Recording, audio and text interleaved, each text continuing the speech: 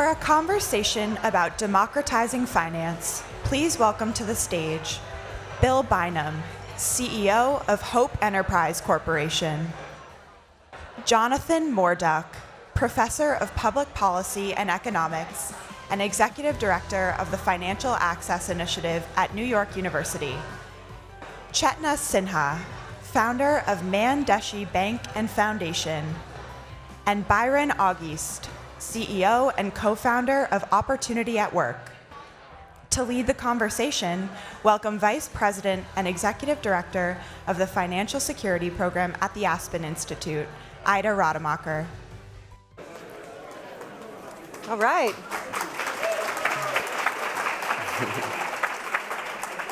Thank you all for being here, and thanks everybody for coming back rehydrated and caffeinated for the second part of the afternoon. We're exhilarated about the entire conversation we're helping to jumpstart on inclusive growth through this new platform. But what's central to me in the work that I do, the reason I'm here, and I think what's central to the work of my whole panel here, is making sure that as we get excited about driving the conversation, changing the narrative, that what's at the core of that, we stay really grounded in what's real for people, what's real, what does inclusive growth look like in families and communities across the world. And so it's my pleasure today to have this be a bit of that anchor conversation. I've got with me today two of the pioneers of inclusive finance in terms of practice, both here in the US and in India, with Bill Bynum, who is the founding CEO of Hope Community Credit Union, Hope Enterprise, Hope Policy Institute. That was a mid-late 90s, right, Bill? And 25 years. 25 years now. And similar at Chetna Sinha, Mandeshi Foundation and Bank that you started in rural India was about the same time, 1994, 95. Right, and then right in between them, Jonathan Morduck has been, I think, along for the ride.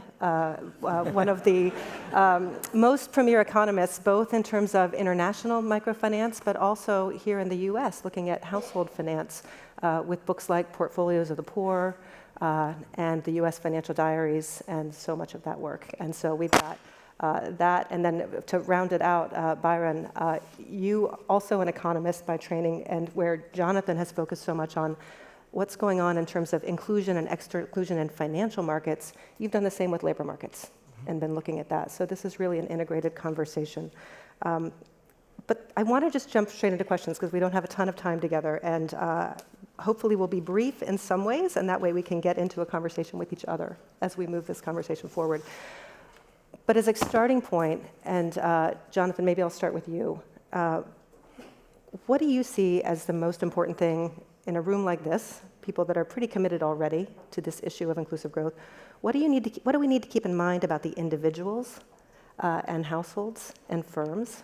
Like, what do you want us to keep in mind about who actually would benefit from inclusive growth? What do we know about them? I guess the big thing that has struck me is that it's easy to misunderstand or not fully understand the challenges and constraints of the poor and low-income families.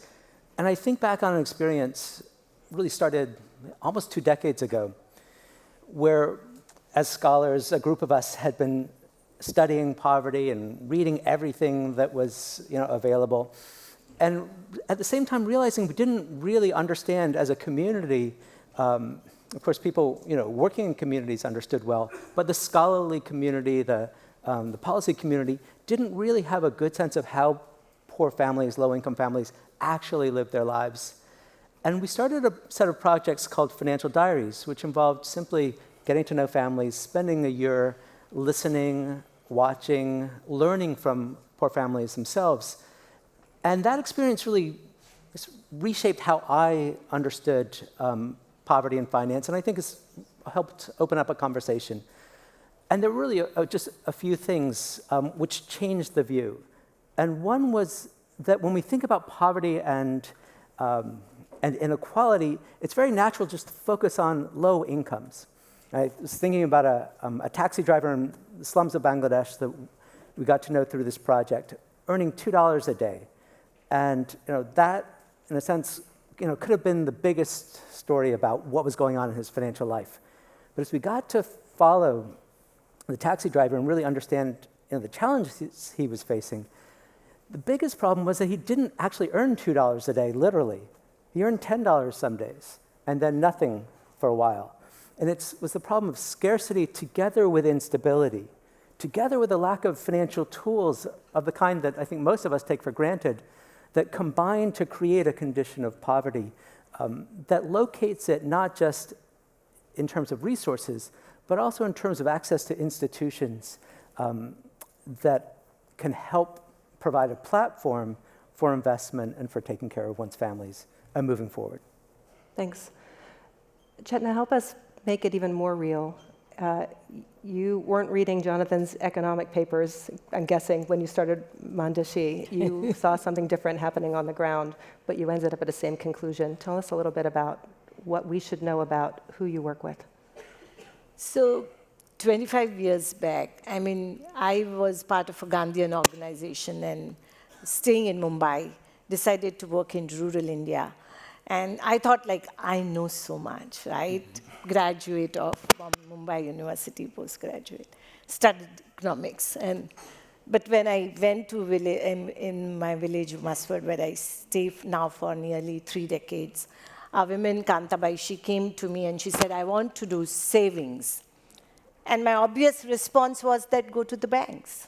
She was a street vendor, doing the business of blacksmith, staying on the street. And she said that banks are not opening my account. It was, you are not asking loan, you are not asking grant.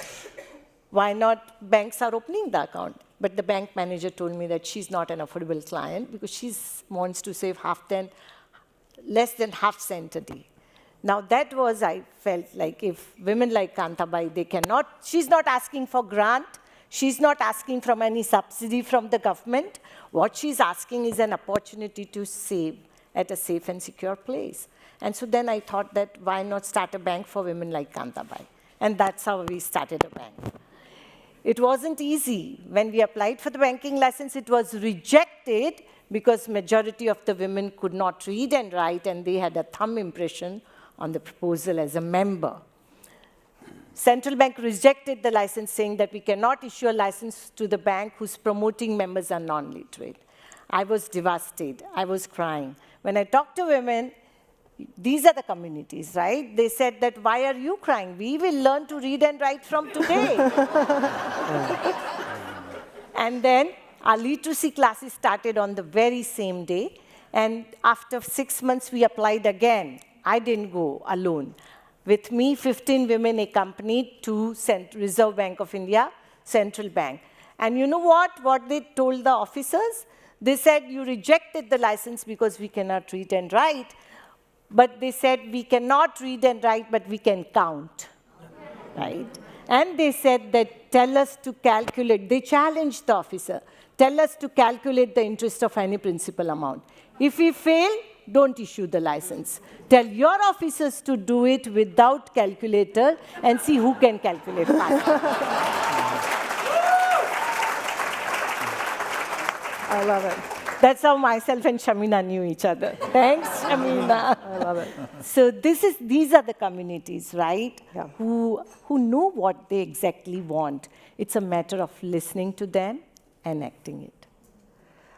I love that part of what we'll be doing in an ongoing way is bringing the international and domestic conversations together around this, because I think sometimes in the international world we think that financial inclusion is the North Star thing to focus on, and then we think, oh, in the US, there's only 7% of people unbanked, or even less than that sometimes.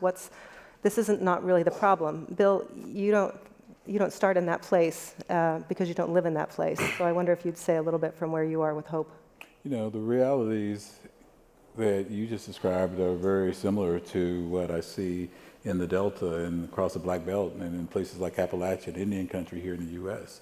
But what I've also learned is what you just described, that local people can do anything if they have the tools. Unfortunately, the tools are not available in places like the one we serve. I live in a region that is home to a third of the places in the United States that have had over 20% poverty for not just 3 decades, but for half a century, deep, entrenched poverty.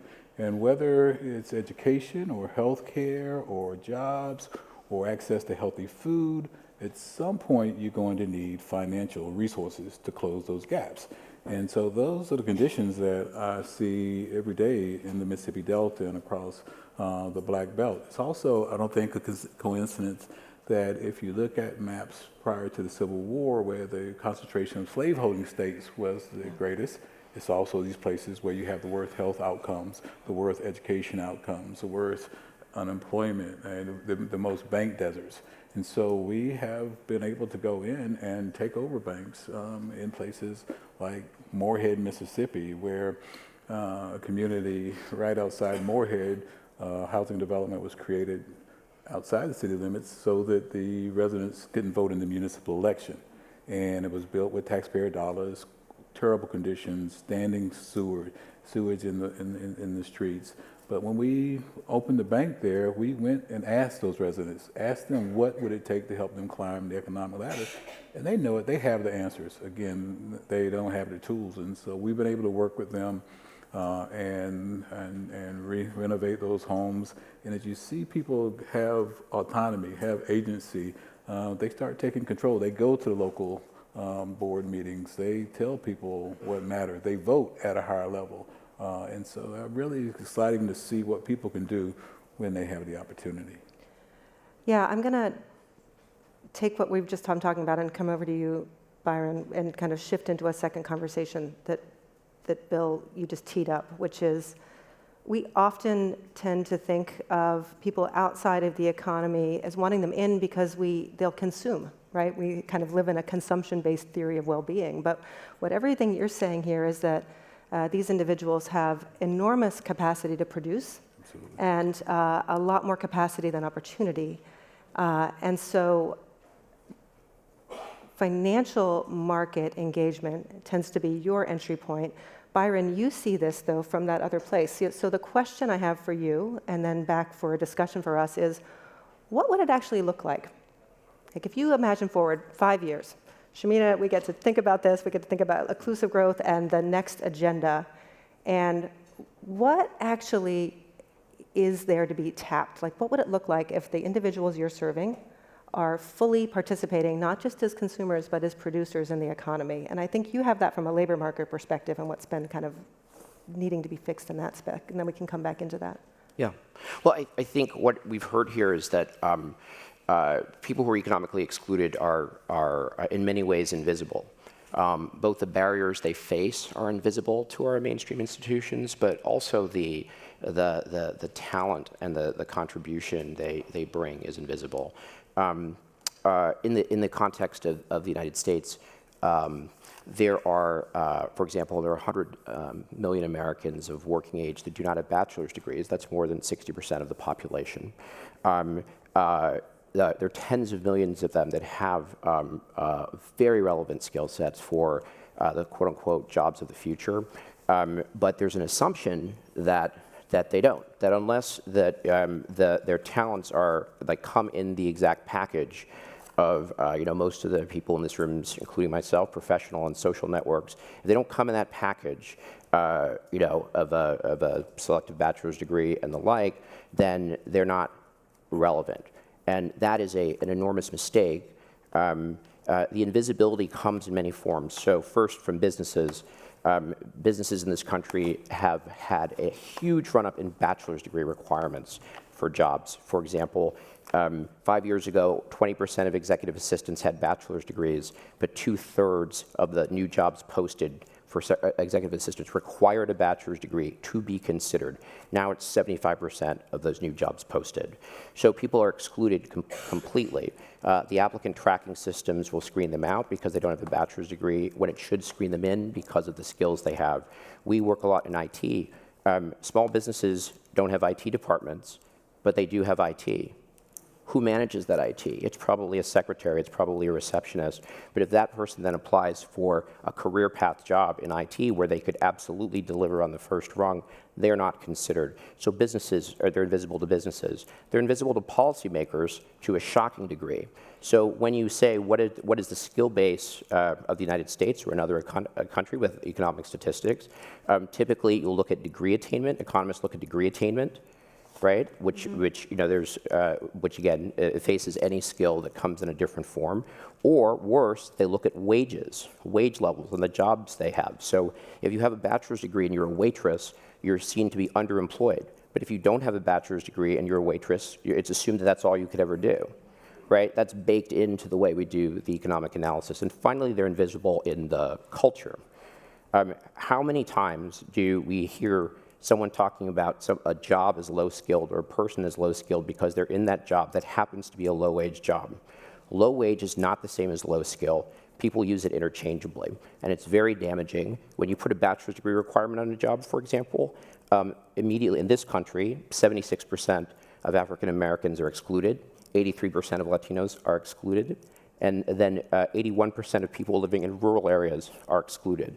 So there's a massive level of exclusion that you can't solve this problem without. So the good news is some of the changes are not so very expensive or hard, but they require a real introspection and difference. We can talk about later about what people in this audience can do. But I want to emphasize most of all, if you spend any time with people who are navigating this system, with drivers, with hotel workers, et cetera, and if you listen to what they have to manage, you will be incredibly impressed by the sophistication with which they manage a very complicated sort of set of earning activities, of savings activities, and the like. And that is a massive amount of skill that's completely overlooked. No, yeah.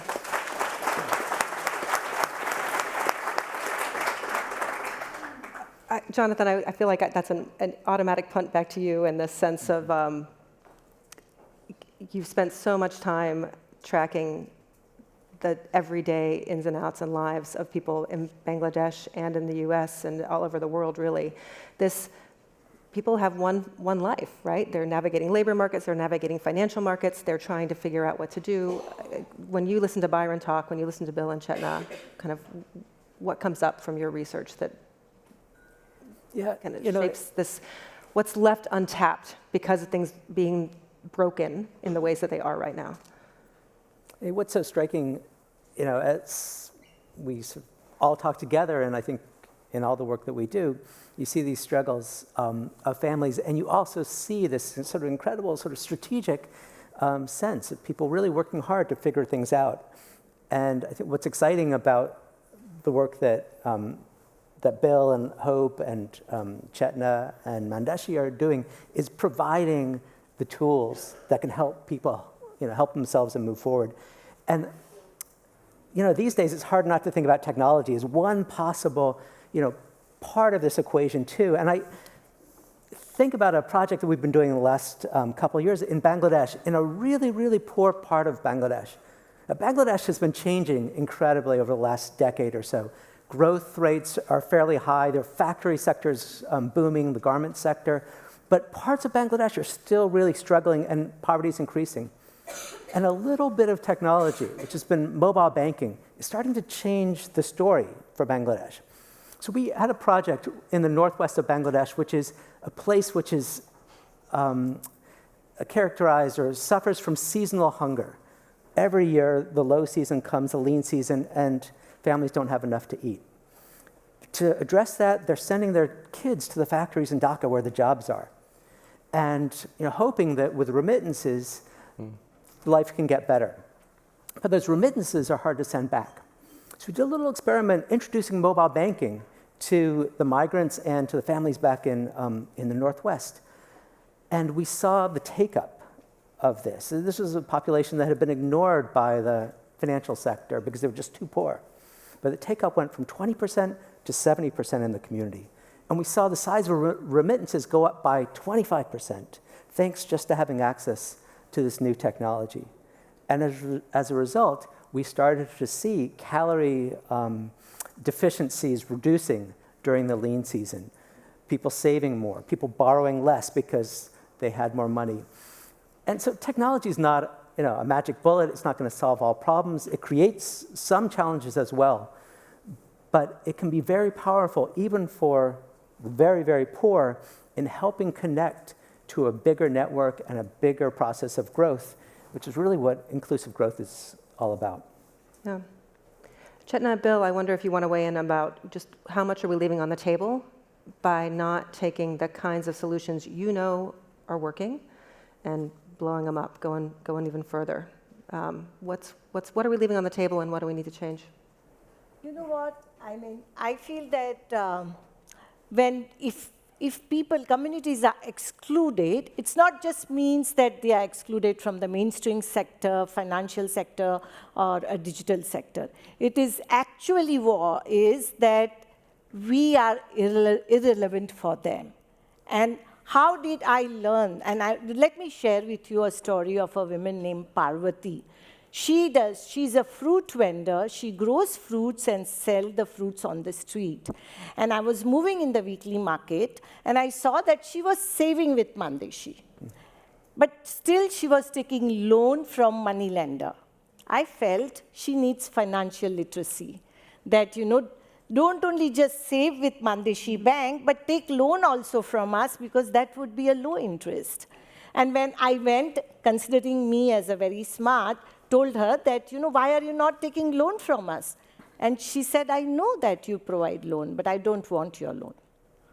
And I will take from moneylender. I know I'm paying high interest. You are charging 12% annually and monthly, and moneylender is charging 30%. But still I am taking it, not because I don't know anything, but because, and then she said, that when I come to you for a loan, you say that your monthly installment is this. You talk about papers, but when I want loan in morning and want to repay in evening, do you have that? If you don't have, you're not relevant for me, right?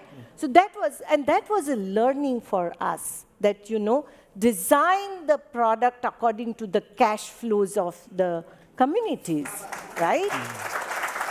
Don't do it. Chetna, let me, I think that's perfect, and somebody should tweet that. Design the product according to the cash flow of the communities, #global IGS. Okay, great. But I want to actually pivot to Bill with right there, because Bill, you're going to tell us, if you had time, and we don't have a ton of time, you're going to tell us that it's more than product, it's system, and that this has to fit in a broader ecosystem. And I wonder if you just touch on some of the incredible work you're doing there, because this conversation has to be adjacent to the one we were having that's really important about corporate purpose in publicly traded communities, but this is happening at the exact same time, and it's happening where these families are. And so I want to bring this conversation together. There's not been a year in the last half a century where at the end of the year, banks were not more profitable at the end of the year than they were at the beginning of the year. They're making rampant profits, but they're running away from the communities like the ones that we are talking about. It's not as if these communities stop needing to support their families or capital to support healthcare or jobs. And so what we have really seen is important, that we take the data from the stories and the hundreds of transactions that we see each year and jump on the table with policymakers. We had the chair of the Fed make the first ever visit by a sitting Fed chair to the Mississippi Delta last February, and he said very clearly what we've been saying for 25 years. People in places like Itta Bena, Mississippi have not benefited from the robust economic growth. And that hurts us all. It hurts everyone in this room. People less productive, they're less healthy. And so we have presented a series of policy recommendations. One, there are fair housing laws on the books that are being pushed back against. There are community reinvestment, where banks encourage banks to invest in places like the ones we serve. There are consumer protections that encourage banks to make reasonable decisions, like determining that the borrower actually has the ability to pay the loan that you make them. But those are not being enforced, and they can be more robust.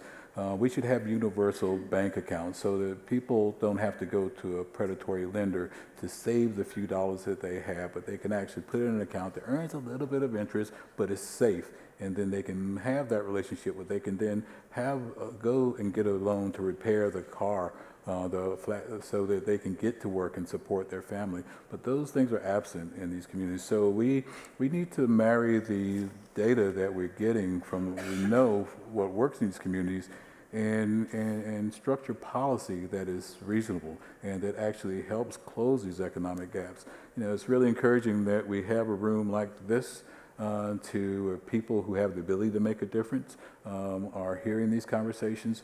You know, we're at an inflection point, quite frankly, I think, in this nation's history. The gaps have gotten wider. We've got to work together to close them. Yeah. So we're in a lightning round because we're going to continue to move on here. So we had lots of great conversation backstage, just so you know, lots of different ways to frame this. But I do think it's so interesting that we're here talking about inclusive growth. We're here talking about, in some ways, the opportunity of the private sector and markets to drive toward greater inclusion. You all stand here as practitioners and observers of market failure. What makes you hopeful that we are at that inflection point, Bill, or what makes you skeptical? And I would say this is a closing remark for each of you. Where does this take us, this moment, this opportunity? It's not going to all be solved by the private sector, clearly, but where are you skeptical and where are you hopeful? And Byron, I might start with you, and we might go down the list here. Sure. Thanks.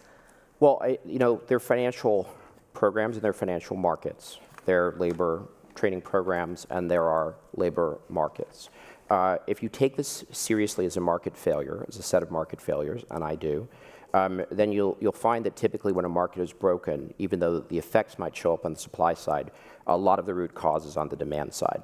And as for the labor market, the demand side of the labor market is employers.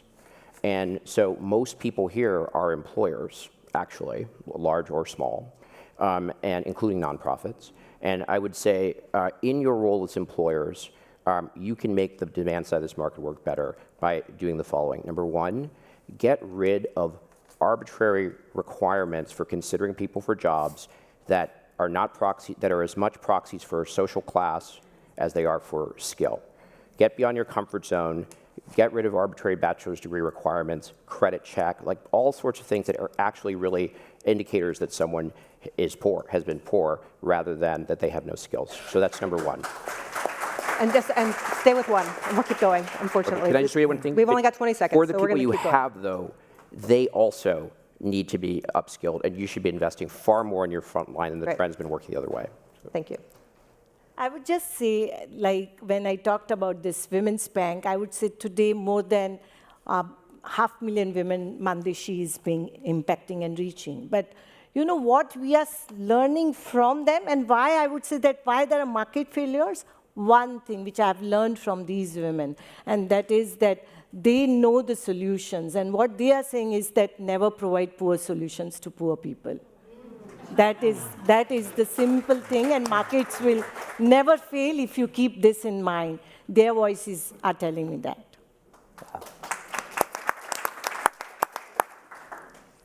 I would say, ultimately this is all about giving customers and communities more power. And that means inspiring effective institutions. It also means effective regulation, and that's the other part of this agenda that we have to pay attention to.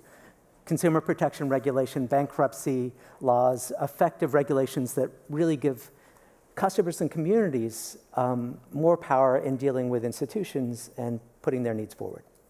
And Bill, as a member of Aspen's board, a Henry Crown Fellow, and all of the work you do with Hope, you get the last word. Thank you. No, democratization of financial inclusion is about more than products and services. I think we've all said it's about agency. It's about voice. It's about giving people the ability to control their own destiny and the destiny of their communities, and we all win when that happens. So I think we need to recognize that. I think the fact that we're all here today is a step in the right direction, and I hope we leave here motivated to build on that. So thank you. Thank you. Please help me thank the panel.